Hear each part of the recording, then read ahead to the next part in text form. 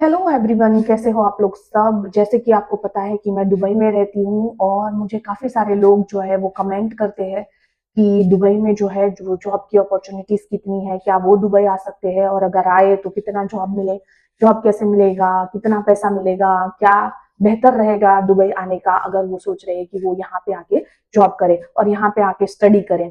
तो आज कुछ उन्हीं चीज़ों के बारे में मैं आपको बताने वाली हूँ कि अगर आप सोच रहे हो कि आप आउट ऑफ कंट्री कहीं जाना चाहते हो, जो कि आजकल ट्रेंड हो रखा है इंडिया में, जहाँ पे लोग बहुत सारे लोग जो है वो आउट ऑफ कंट्री जाते हैं, वहाँ पे पढ़ते हैं, फिर वहाँ पे जो है वो काम करते हैं और वहाँ से पैसे कमा के अपनी नेटिव कंट्री को भेजते हैं। तो यही कुछ चीजें जो है वो फैक्ट्स जो है वो मैं आपको आज बताऊंगी कि दुबई में आके जॉब करना कितना इजी है, कितना मुश्किल है, कितने पैसे लगते हैं, कितनी सैलरी लगती है, क्या क्या चीजें चाहिए रहेगी अगर आप चाहते हो कि आप यहाँ पे आके जॉब करो। तो उससे रिलेटेड जो है ये वीडियो है। हेलो दोस्तों, मेरा नाम है रिंकल, मैं दुबई में रहती हूँ और मैं हेल्प करती हूँ बिजनेसेस को उनका डिजिटल प्रेजेंस जो है उनको ग्रो करने में। बेसिकली मैं डिजिटल मार्केटिंग फील्ड में हूँ और मैंने बहुत सारी कंपनीज को आज तक हेल्प किया है उनका डिजिटल प्रेजेंस जो है उनको ग्रो करने में। और मैं मुझे बहुत सारे लोगों के कमेंट आते रहते हैं और वो पूछते रहते हैं कि आप दुबई में क्या करते हो, अगर उनको दुबई आना है तो वो कैसे आ सकते हैं, क्या कर सकते हैं, क्या करना पड़ेगा। तो इन सारी चीजों के जवाब जो है वो मैं लेके आपके लिए आ गई हूँ। तो मेरा एक स्टूडेंट है। मैं इंडिया में जब थी तो मैं टीचर थी और वहां पे मैं स्टूडेंट बच्चों को पढ़ाती थी। तो वन ऑफ माय स्टूडेंट जो है, not one of my student, two three of them reached out to me. उन लोगों ने मुझसे मैसेज करके पूछा कि मैम वो सोच रहे हैं कि वो लोग आउट ऑफ कंट्री जाए और आउट ऑफ कंट्री जाके वहां पे जाके जॉब करें और कितने वहां पे जाके सक्सेसफुल रहने के और जॉब मिलने के चांसेस कितने हैं। और कुछ ऐसे स्टूडेंट है जो कि मेरे मैं खुद जब आईएलटीएस पढ़ाती थी, आईएलटीएस ट्यूटर थी, तो वो स्टूडेंट्स भी जो है वो कभी कभार मेरे टच में रहते हैं और वो मुझे इन्फॉर्मेशन देते रहते हैं चीजों के बारे में। और मेरे काफी सारी फ्रेंड्स जो भी है, वो भी काफी सारे फ्रेंड्स कनाडा में है, कोई ऑस्ट्रेलिया में है, कोई यूएस में है, अलग अलग कंट्रीज में बहुत सारे फ्रेंड्स मेरे हैं। तो उससे मुझे जो भी चीजें पता चलती रहती है उसके हिसाब से मैं आज आपको बताऊंगी, ट्राई करूंगी क्लियर करने की कि दुबई में आके जॉब करना कितना इजी या कितना हार्ड है। तो सबसे पहली बात, तो अगर आप सोच रहे हो कि दुबई में आप आना चाहते हो और अगर आप जो है वो या तो मैनेजमेंट फील्ड में हो, या तो आप अकाउंटिंग फील्ड में हो, या तो आप इंजीनियरिंग फील्ड में हो, या तो फिर आईटी फील्ड में हो, तो ये चार चीजों के लिए जो है वो यहाँ पे अपॉर्चुनिटीज काफी सारी है।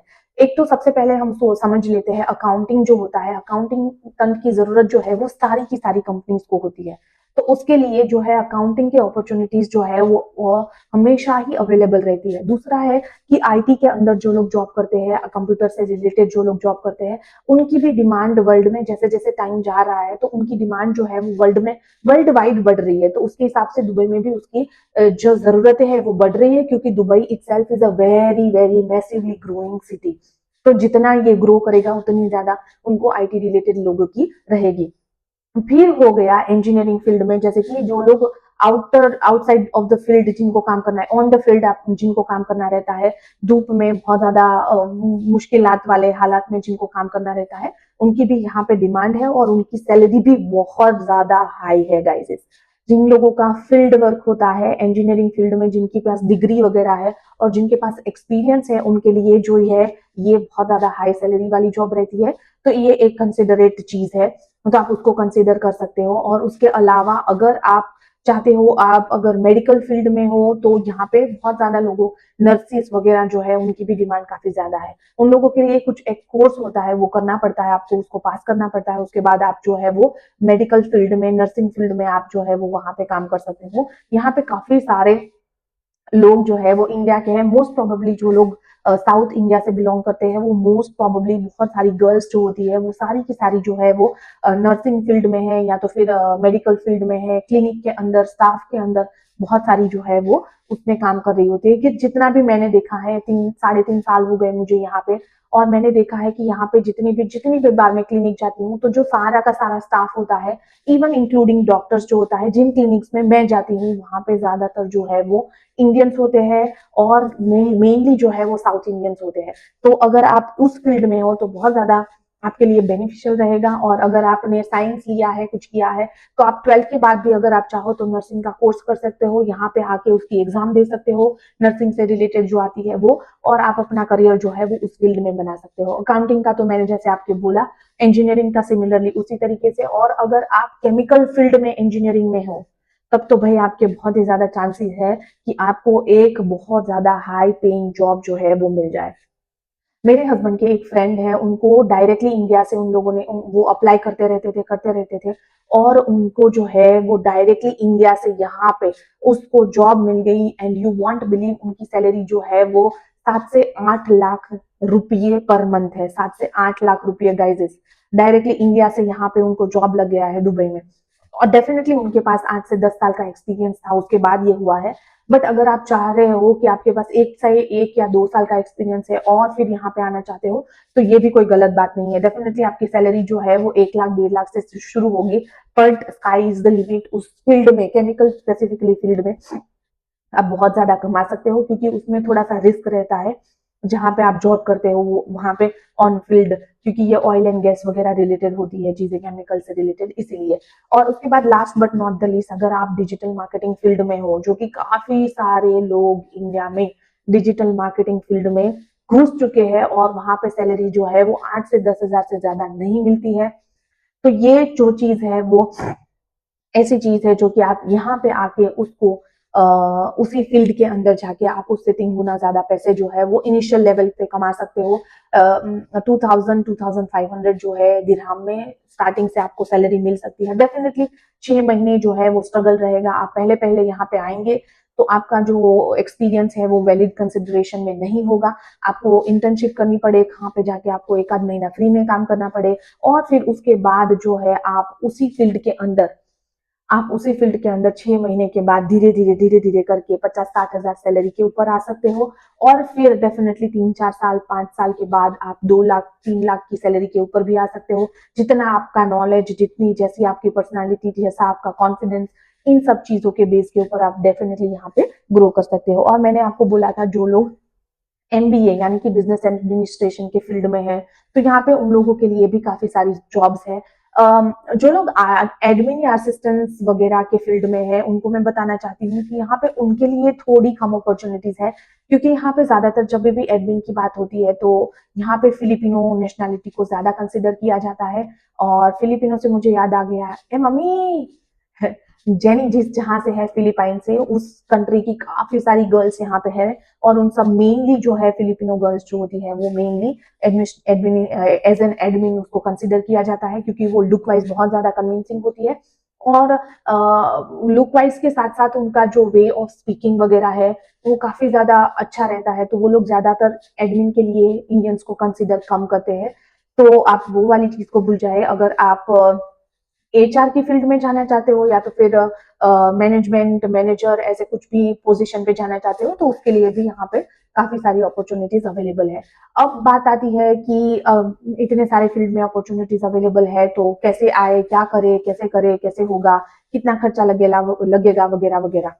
तो बहुत सारे ऐसे लोग हैं जिनको मैं जानती हूँ, जो कि यहाँ पे विजिट वीजा पे आए हैं, घूमने के लिए आए थे, या तो फिर सिर्फ जॉब के पर्पज से यहाँ पे विजिट वीजा पे आए थे। फिर वो लोग क्या करते हैं, 1 या 2 महीने का वीजा लेके आते हैं, फिर यहाँ पे आके वो लोग कंपनीज को रीच आउट करते हैं, इंटरव्यूज देते हैं, अप्लाई करते हैं, और अगर उनका लक रहा तो उनको यहाँ पे जॉब भी मिल जाती है। तो आप अगर सोच रहे हो कि आपको ऐसा कुछ करना है, तो डेफिनेटली आपको भूल जाना है 2 3 महीने अपनी लाइफ में से कि आपको कुछ पैसा मिलेगा। यहाँ पे आपको आना है। एंड स्पेसिफिकली मोस्ट इंपॉर्टेंट चीज जो मैं आपको बताना चाहती हूँ वो है इंग्लिश।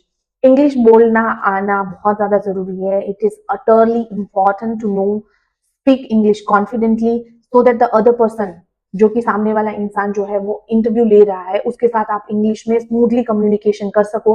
अपने इंटरव्यू को जो है वो कॉन्फिडेंस से आप लोग जो है वो नेल कर सको, उसके लिए इंग्लिश आना बहुत ज्यादा जरूरी है। बाकी की चीजें जो है वो सेकेंडरी हो जाएगी, क्योंकि आपका first impression will be the last impression. अगर आप सामने वालों को समझा ही नहीं पाओगे कि आप कहना क्या चाहते हो, वो आपसे पूछ कुछ रहा है, आप उसको बता कुछ रहे हो, आप अटक रहे हो, बोलते बोलते समझ नहीं आ रहा है कि अगली लाइन क्या बोलेंगे, क्या करना है, कुछ नहीं पता चल रहा है, तो ऐसे केस के अंदर जो है वो आई एम सॉरी टू से, अगर आपका इंग्लिश इतना पावरफुल नहीं है, आपको खुद के ऊपर कॉन्फिडेंस नहीं है, आप इतना कॉन्फिडेंटली बोल नहीं पाते हो, तो इस केस के अंदर जो है वो थोड़ी मुश्किल होने वाली है। तो आप जो है, अगर आपको इतना ज्यादा इंग्लिश नहीं आता है, स्पेसिफिकली क्योंकि मुझे पता है, मैं आइल्स कराती थी, तो मुझे पता है जो स्टूडेंट्स मेरे पास आते थे, और स्पेसिफिकली मतलब जिस सोसाइटी से मैं बिलोंग करती हूँ, स्पेसिफिकली जो काठियावाड़ी होते हैं, हम लोगों को इतना अच्छे से इंग्लिश नहीं आता है, स्पेसिफिकली बोलना। हम लिख बहुत लेते हैं, इंग्लिश लिखना ग्रामेटिकली हमसे अच्छा कोई नहीं लिख पाता है, पर जब बोलने की बारी आती है तो हमारे लिए हिंदी बोलना भी थोड़ा मुश्किल होता है। तो इंग्लिश तो आप सोच ही सकते हो कितना मुश्किल हो सकता है।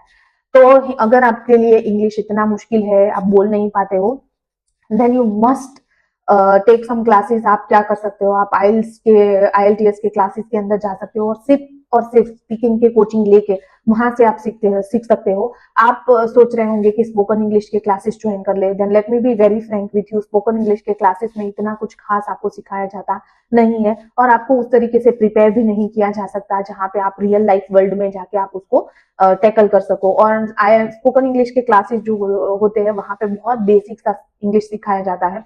इससे बेहतर है कि आप आईएलटीएस कोचिंग के अंदर जाओ, वहां पे जाके आप स्पीकिंग के रिलेटेड मॉड्यूल से रिलेटेड जो है, आप स्पीकिंग क्या, आप कोई भी सारे मॉड्यूल ले लो, राइटिंग, लिसनिंग, स्पीकिंग, ऑडियो सब ले लो, और वहां पे 3-4 महीने तक आप लगातार आइल्स जो है उसके ऊपर ध्यान देके इंग्लिश लर्न करना सीखो। और जब आप इतने कॉन्फिडेंट हो जाओ कि आप जो है वो कॉन्फिडेंटली इंग्लिश बोल पाओगे, तब जाके आप ये सोचना कि आप इस यहाँ पे आके डायरेक्टली जॉब के लिए अप्लाई करोगे। अगर मैं दूसरी कंट्रीज की बात करूं, जैसे कि हो गया कनाडा, हो गया यूएस, हो गया न्यूजीलैंड, ऑस्ट्रेलिया, तो वहां पे कहीं पे भी इस तरीके से अपॉर्चुनिटीज अवेलेबल नहीं है जहां पे आप डायरेक्टली जाके अप्लाई करोगे और आपको जॉब मिल जाएगा। बहुत ही rare of the rarest cases में ऐसा होता है जहां पे आपको डायरेक्टली इंडिया से उन कंट्रीज में जॉब लग जाएगी, ऐसा नहीं होगा। मोस्ट ऑफ द टाइम ये होगा कि आपको आईएलटीएस की एग्जाम देनी पड़ेगी, डिजायर बैंड्स लाने पड़ेंगे, स्टडी करना पड़ेगा, और तब जाके आपको वर्क परमिट मिलेगी। काफी ज्यादा सॉरी काफी ज्यादा प्रॉब्लम होने वाली है उस प्रोसेस में। तो उसकी कंपैरिजन अगर हम करें ये दुबई के साथ, तो दुबई में काफी ज्यादा इजी प्रोसेस है। आप विजिट वीजा के ऊपर भी आ सकते हो, और काफी अभी ऑफ सीजन चल रहा है तो अभी टिकट प्राइसेस भी बहुत कम होते हैं, तो आप अभी आ सकते हो, समर में आ सकते हो जब प्राइसेस बहुत कम है। 2-3 महीने यहाँ पे अगर आपका कोई रिलेटिव है तो वहां पे रुको, और इंटरव्यू देना शुरू करो। डेली 30, 40, 50 जगह पे अप्लाई करना शुरू करो, कॉन्स्टेंटली अप्लाई करो, जब तक कि आपको दिन के हर रोज 1 या 2 इंटरव्यूज के कॉल नहीं आ जाते हैं। और इंटरव्यूज के लिए अगर आप अप्लाई भी कर रहे हो तो ऐसा टाइम के ऊपर अप्लाई करो जहां पे आपके चांसेस बढ़ जाए कि आपकी एप्लीकेशन के ऊपर जो है वो आप लोग जो है वो आपकी एप्लीकेशन के ऊपर ज्यादा ध्यान दे। तो ये चीजें हो गई नॉर्मल सी। और दुबई के लिए कुछ आइल्स वाइल्स नहीं चाहिए आपको, सिर्फ विजिट वीजा लेके यहाँ पे आ जाओ। एक चीज जो मैटर करती है वो है फेस टू फेस इंटरव्यू और इंग्लिश स्पीकिंग स्किल। इंग्लिश में कॉन्फिडेंट होना बहुत जरूरी है, और मैसेज कन्वे करते रहो, सामने वाला क्वेश्चन पूछेगा, आप उसके आंसर दो कॉन्फिडेंटली, और बस यही प्रोसेस रहती है। शुरू में अगर आपको ऐसा भी लगा कि आपकी सैलरी कम है, आपको ये लोग ज्यादा नहीं दे रहे हैं, तो क्या प्रॉब्लम है, आपको वो लोग वीजा प्रोवाइड करेंगे, बाकी सारी चीजें जो है वो माइनर हो जाएगी। तो आप उस चीज के ऊपर फोकस ना करें, आप ये फोकस करें कि आपको एक बार जॉब मिल जाए, आपको एक कंपनी से वीजा मिल जाए, फिर आपकी जो 6 महीने की स्ट्रगल को हाथ में लेके चलो, और उसके बाद 6 महीने के बाद या तो 1 साल के बाद आप उस कंपनी को क्विट करके आप दूसरी कंपनी में अप्लाई कर सकते हो। डेफिनेटली मैं नहीं आपको रेकमेंड करूंगी कि 6 महीने के बाद आप जॉब छोड़ दो, बट 1 साल के बाद आप डेफिनेटली जो है वो दूसरी कंपनीज के लिए अप्लाई करना शुरू कर सकते हो। और आज जब आप दूसरी कंपनीज के लिए अप्लाई करेंगे तो तब आप जो है वो हायर सैलरी की डिमांड कर सकते हो, क्योंकि आपके पास अब यूएई का एक्सपीरियंस भी है। तो बस आज के लिए इतने तक ही मैं स्टॉप करूंगी। और अगर आप चाहते हो, आप डिटेल में इंफॉर्मेशन चाहते हो कि सीवी कैसे बनाए, कैसे अप्लाई करें, कौन से प्लेटफॉर्म्स का इस्तेमाल करें, और किस तरीके से जॉब अपॉर्चुनिटीज रहेगी, कितना पैसा मिलेगा, और क्या क्या स्ट्रगल करना पड़ेगा, मैंने क्या क्या स्ट्रगल किए, मैंने अब तक कितनी जॉब्स किए, कितनी जॉब्स चेंज की, वीजा वगैरह जो है, अगर आप चाहते हो मैं ये सारी चीजें आपको बताऊं, तो डेफिनेटली आप कमेंट बॉक्स में कमेंट कीजिए, और मैं रेडी हो जाऊंगी आपके लिए वीडियो बनाने के लिए। अभी के लिए आपसे इजाजत चाहती हूँ, और अगर आपने चैनल को सब्सक्राइब नहीं किया है तो प्लीज चैनल को सब्सक्राइब कर दें, और इसी तरीके के और भी अपडेट मैं आपको देती रहूंगी। अभी के लिए बाय बाय।